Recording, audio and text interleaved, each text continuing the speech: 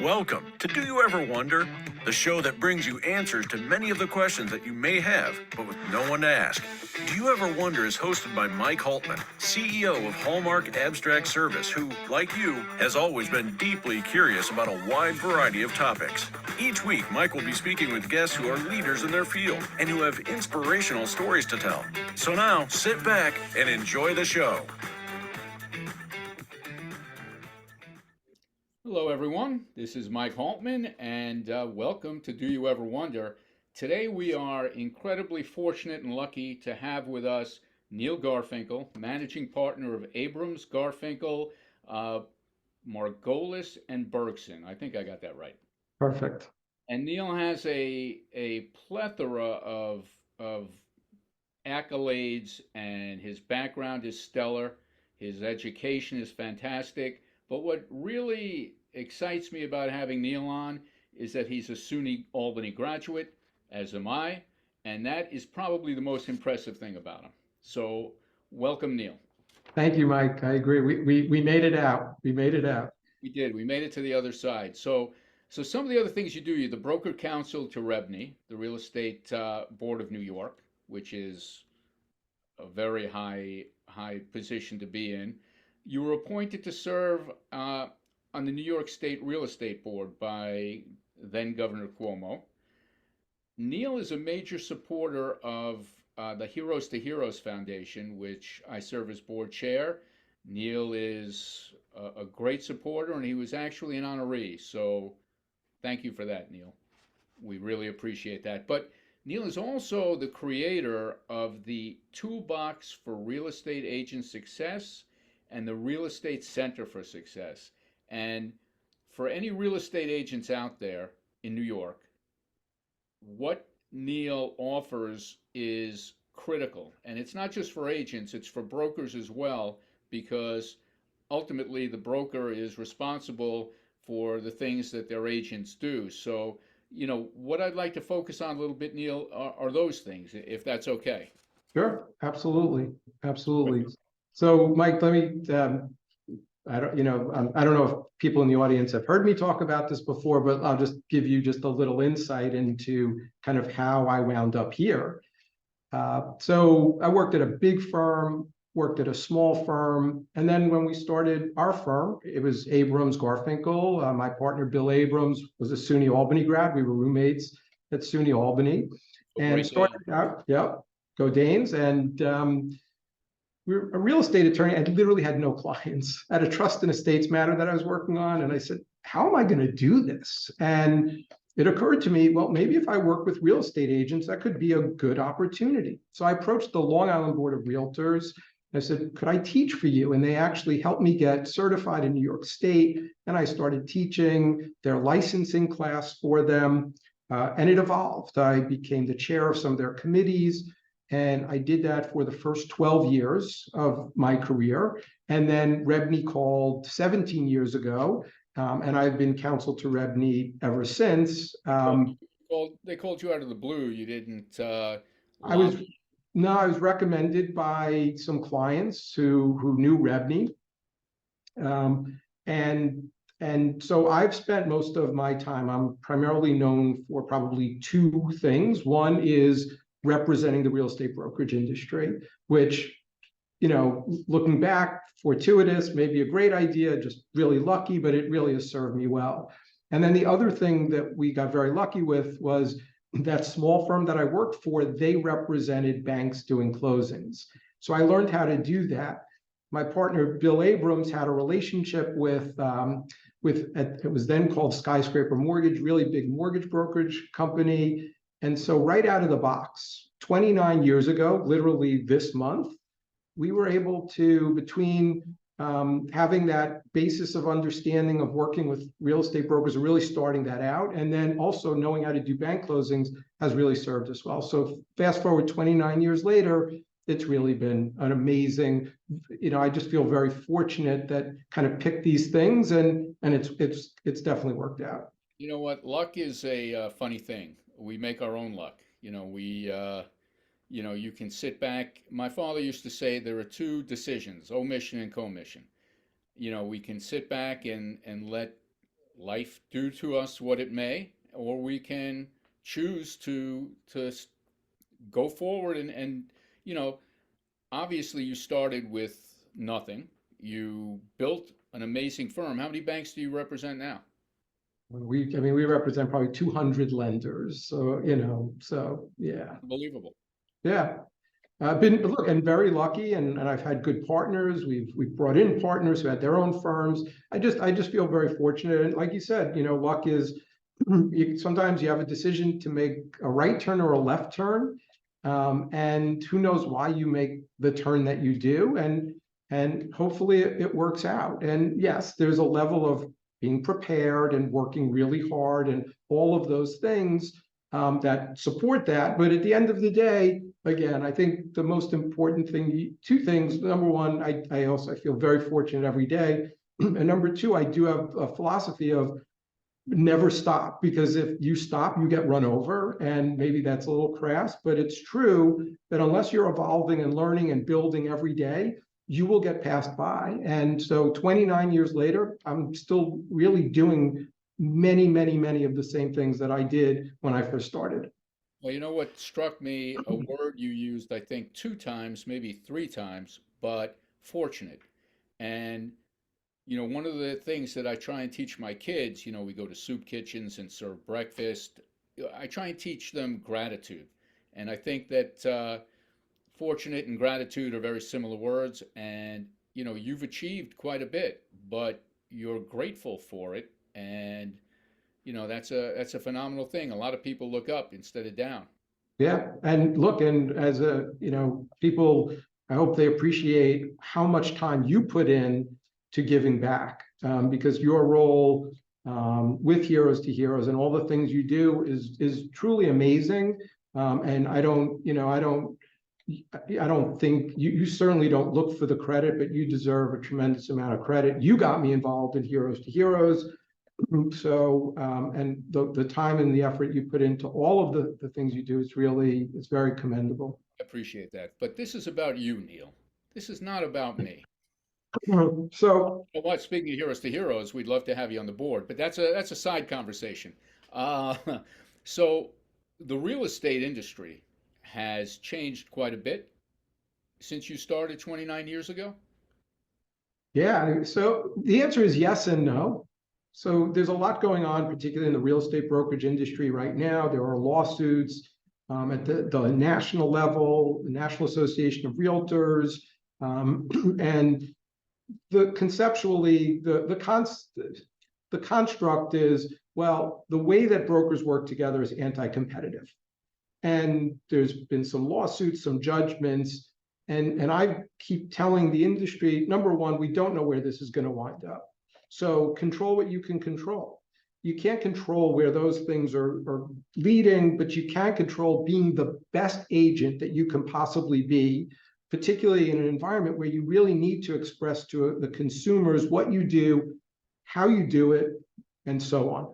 But importantly, and I want to make one final point there, though, going back to, though, I said, I've been representing the brokerage industry for 29 years. I started, and I've seen every possible structure and idea about different ways to conduct business. And you know what? Real estate agents are really important. They bring a tremendous amount to the table. I am a huge, huge proponent, not only because I work with them, I use them, whatever the case. And the point is, though, is that things are always changing, and you just need to evolve, and you know what, and establish your value, establish your worth, and you will be fine. And so, yes, there's all these changes, but at the end of the day, there's still the same core concepts that you conduct your business. And if you do that, you will be successful. So I'm going to put you down as not sure if you think FSBO is a good idea. FSBO is for sale by owner. I'm not a person of generalization. So I will never say to you, well, you never would do that. I suppose that for someone that may make sense for whatever reason.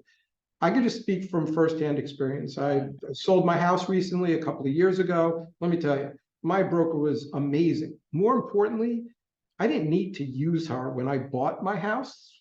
Going from the sell to the buy, I did not need to use her. If anyone didn't need to use a broker, it was me, quite frankly.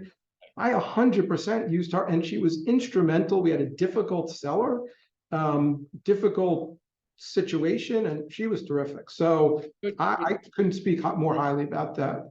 It's definitely an important go-between, because if for anyone who's ever had an open house and been there, it's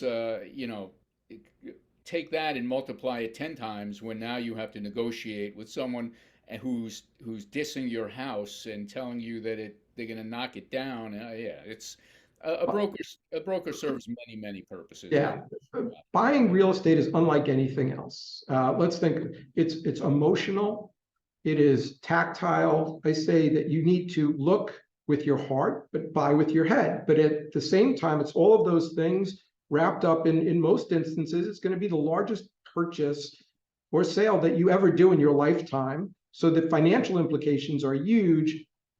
Roll all that into a big ball. You need help doing that. You know what's funny?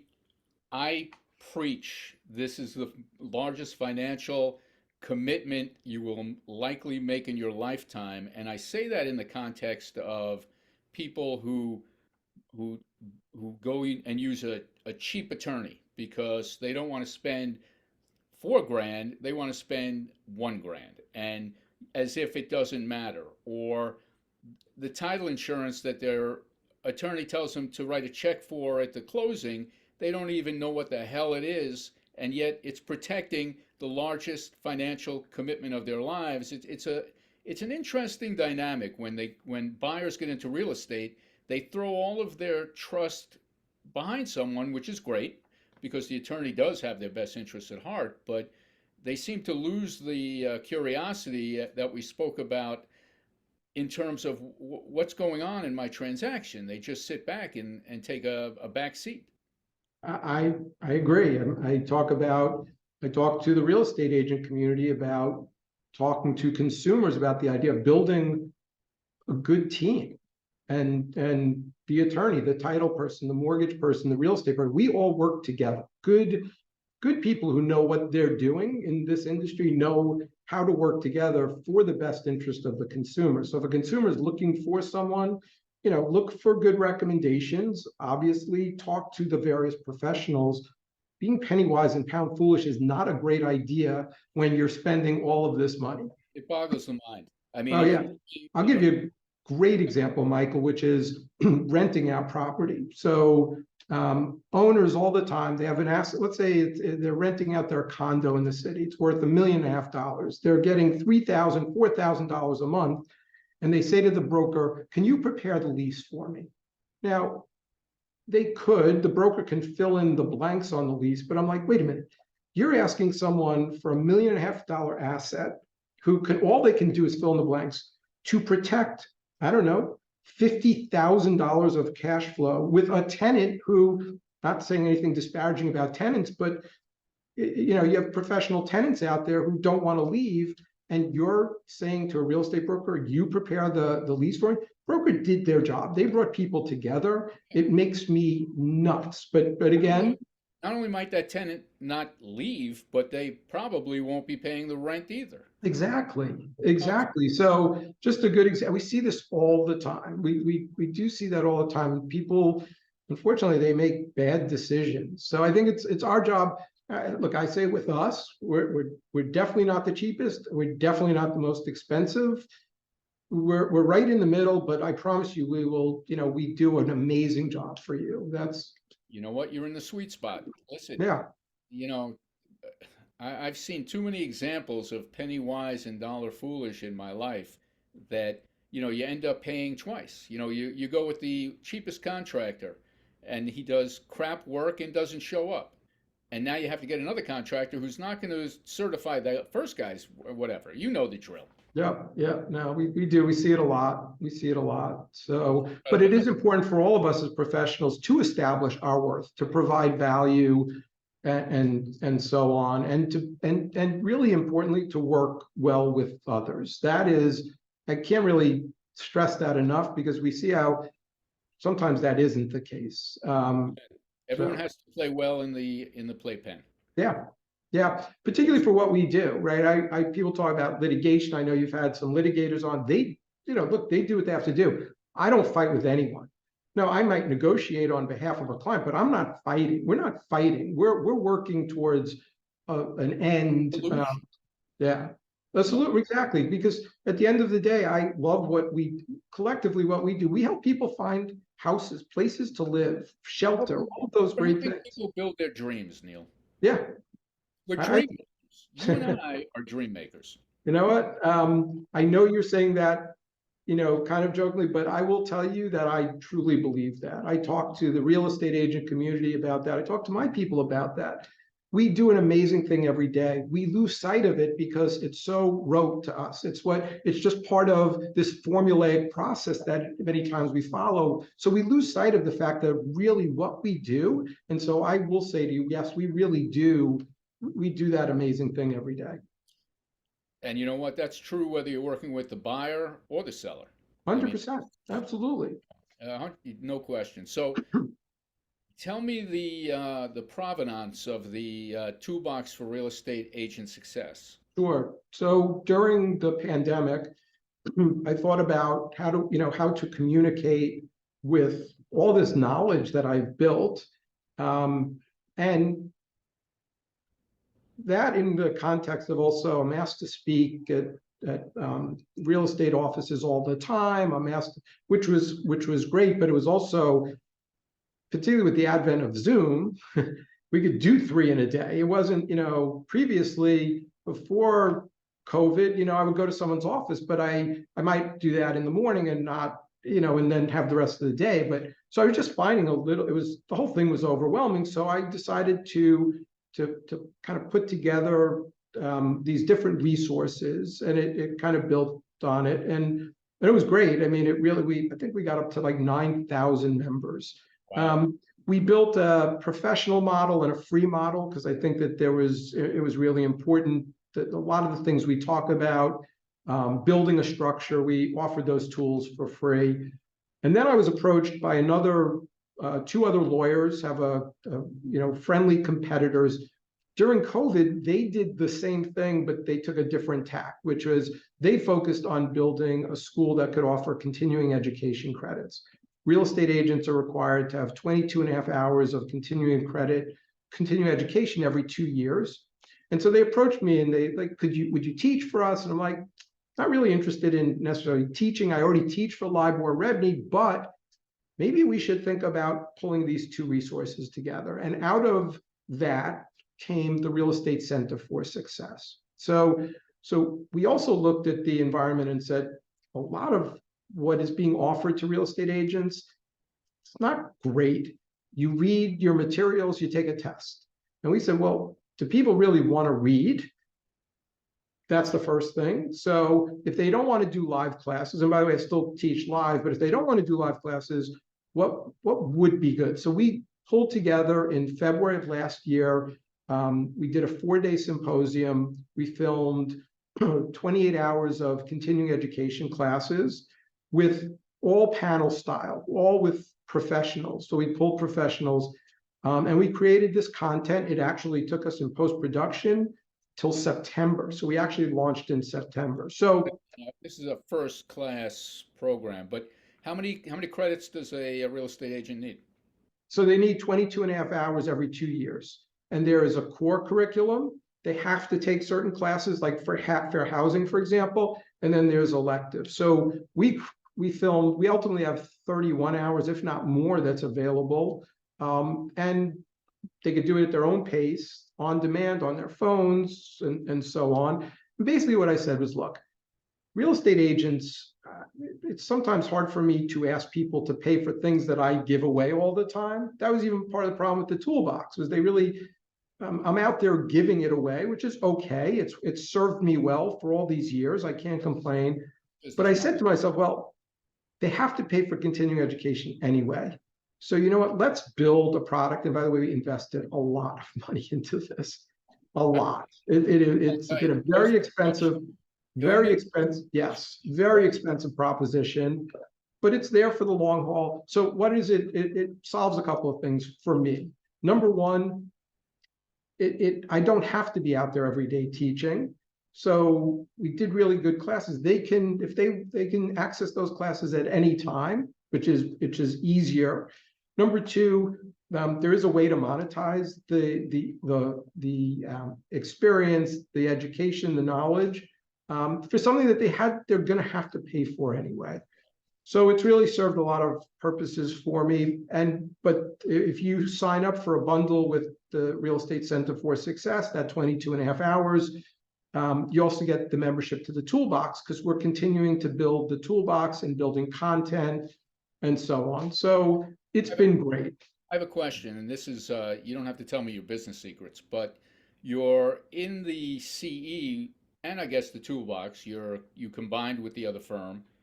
How do you, I mean, you're capturing real estate agents, obviously, which is someone who you would like to meet. How do you determine who gets the real estate? Just out of curiosity. No, it's a good question. We've had absolutely no problems. They have their firm, we have our firm. They have their relationships, we have our relationships. It really hasn't been an issue. It's Michael Romer and Pierre DeBoss from Romer DeBoss. Terrific guys. I mean, I didn't know what we were getting ourselves into. I like them. I've known them for years, but I didn't know. And it's been a great relationship. We've had no problems. If someone wants to refer a deal to them, they'll refer a deal to them. And we haven't had any identity crisis issues. So you have 9,000 brokers signed up, agents signed up. So that's for the Toolbox. I'm not sure how many we have for the school. We've done how many agents are there? What is the pool? So there's 130,000 licensees, brokers, salespeople in New York. There's about 130,000 licensees in New York. So I would imagine, do you guys approach the principals of the firms and try and have them bring you in? So we've done some deals. We've done some affinity relationships. One of the things that I do, I talk a lot about fair housing, and I'm very passionate about it. It's a very important topic for all the reasons that you could imagine. Our 3-hour fair housing class, which covers their 3 hours of continuing education requirements, we give that away for free. And we've done that for a number of firms. So we have a relationship there, and we're hopeful that as a result of them taking the 3-hour class, that they'll see the product that we offer and they'll want to take the rest of their credits. So it's been it's worked really well. And by the way, we've probably given 2,000 people have taken the fair housing class, and not all of them have signed up for continuing education. The other thing that we're doing, and again, it's going to be launched shortly, is we have established also. Is this like what do they call it on TV? A breaking news story? So I can't. It will be announced shortly, but we've also partnered with 2 trade associations to provide an infrastructure for this on-demand education, and so that will be announced shortly.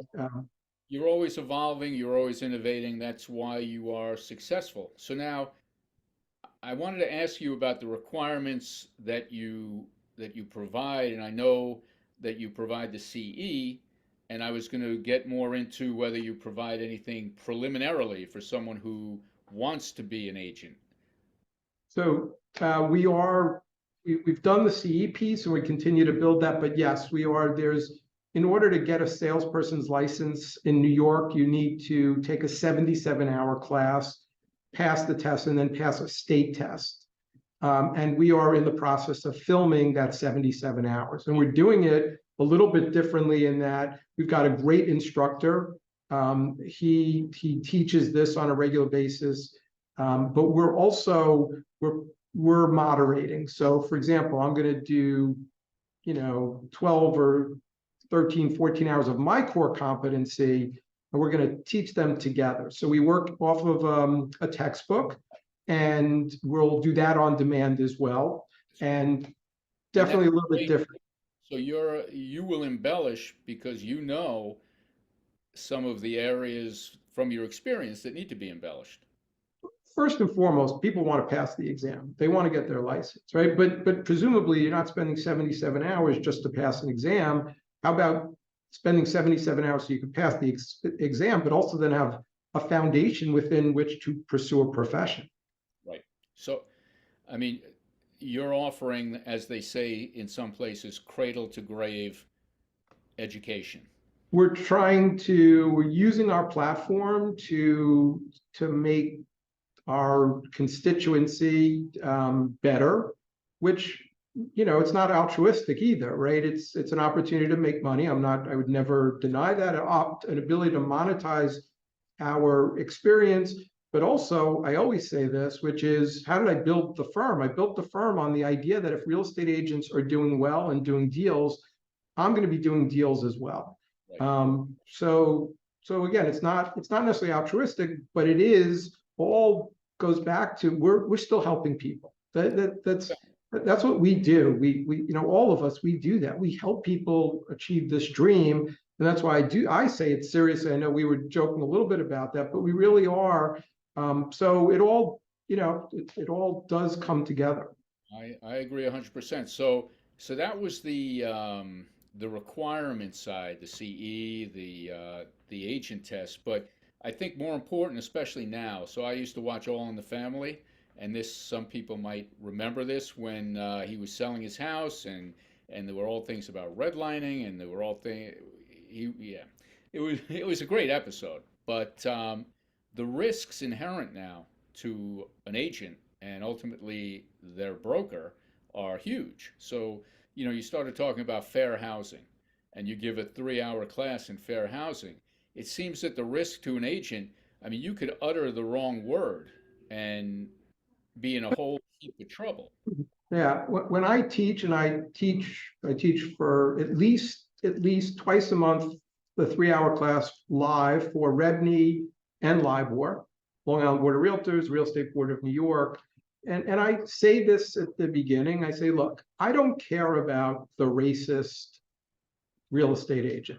Why do I say that? Obviously, I say it from the perspective of anything I do or say, likely not going to change anything. And even if I talk about the fines and all of that, I'm not condoning it. Please don't take it that way.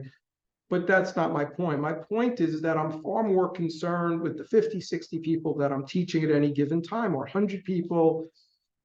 They just want to do their job. They don't care what someone looks like. They don't care about their religion, their sex, and so on. They want to do their job so they can collect their commission. They can do an amazing thing and move on to the next one.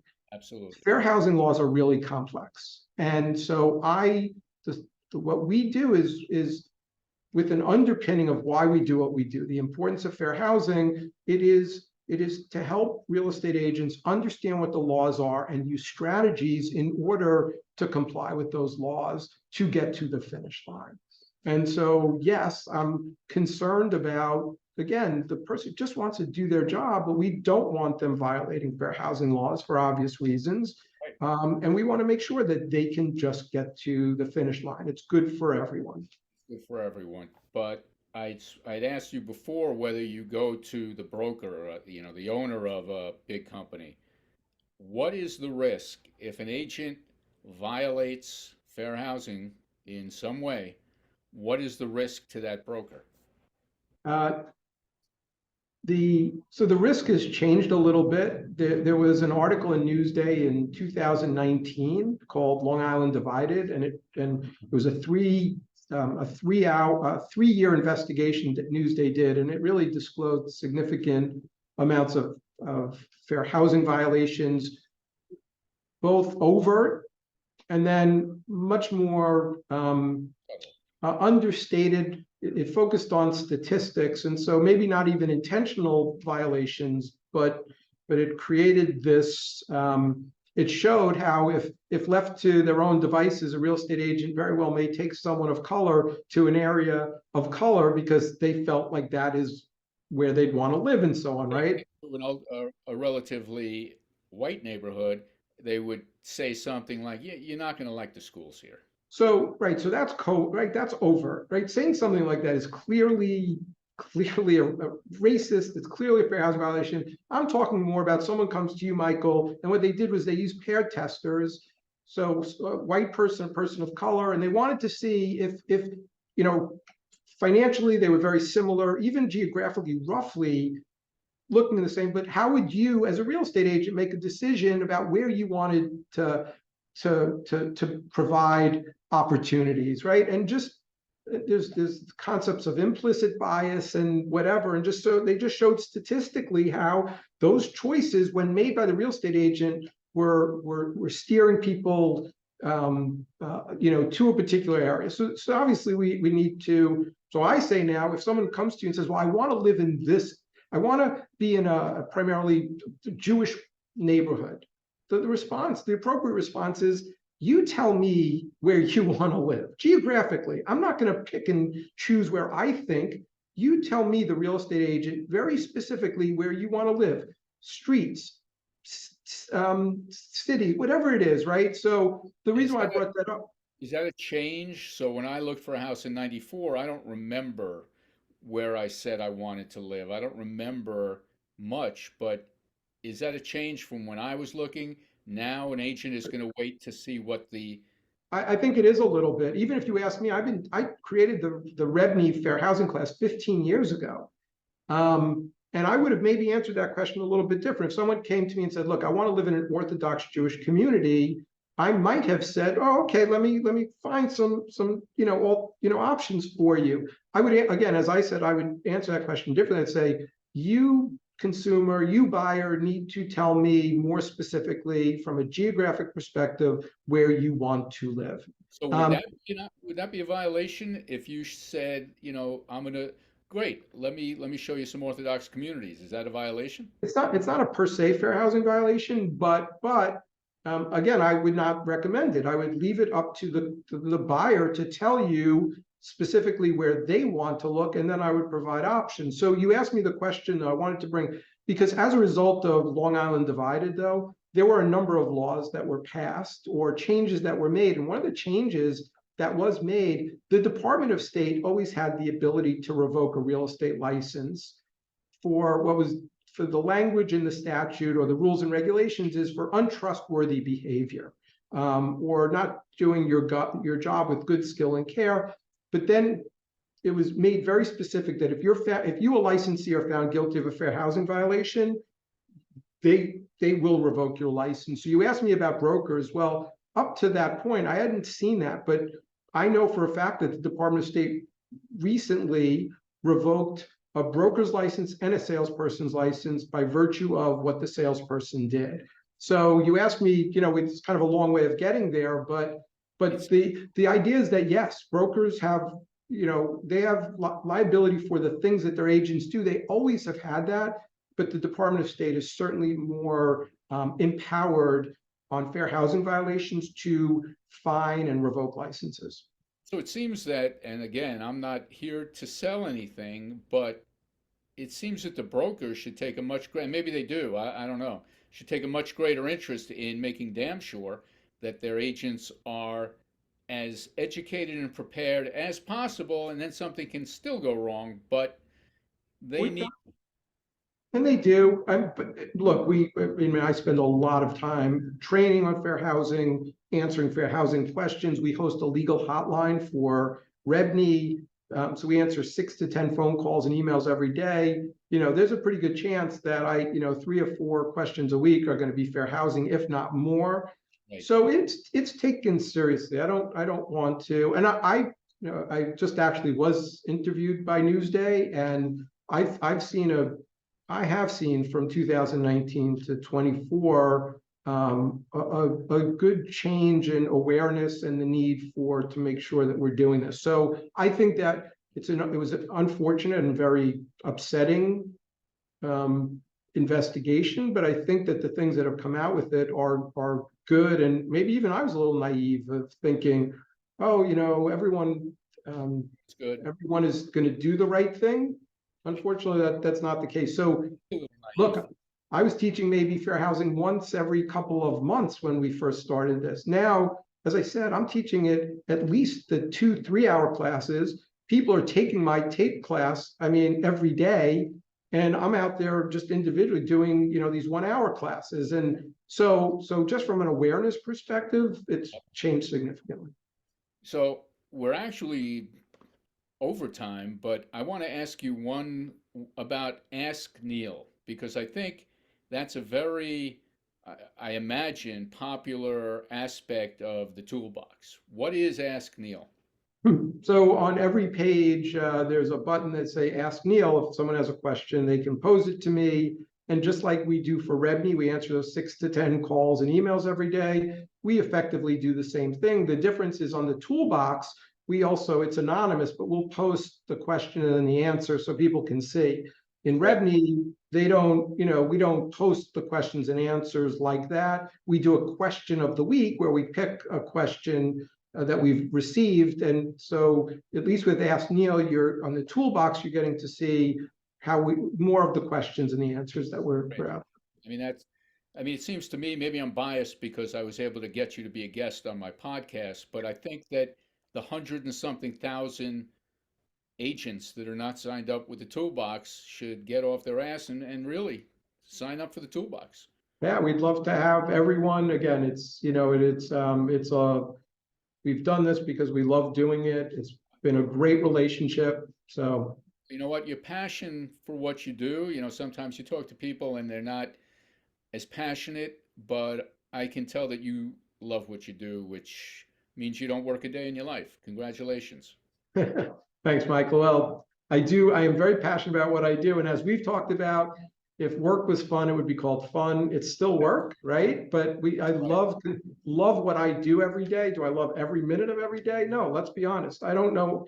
Work is still work. We work really hard. I know you do. Don't want to, but it's nice to be, again, for us to collectively work in an area which I think really, which ultimately has great results for the people that we represent. And that, to me, that really is. It's really nice for us. Absolutely. And you know what? So to end, how do they get to the toolbox? Yeah, just if you Google toolbox for the number 4 real estate toolbox for success, or the REC for success, Google Neil Garfinkel real estate. It's very easy to find me, and you can go to the toolbox. You could sign up. You can go to Real Estate Center for Success and sign up for the free fair housing class. But it's pretty easy to find us. Fantastic. Neil, you've been great. No surprise there. And I hope that we'll have you on sometime in the future. Thanks, Mike. Appreciate it. All right. I'm ready for the outro. Thank you for listening to Do You Ever Wonder? And we hope that you enjoyed the show. Next week, we will have another terrific guest telling their story. And if there are any specific topics you'd like to hear more about, please don't hesitate to let us know. Our curiosity, like yours, knows no bounds. Please subscribe and like and share this episode on your social media. See you next week.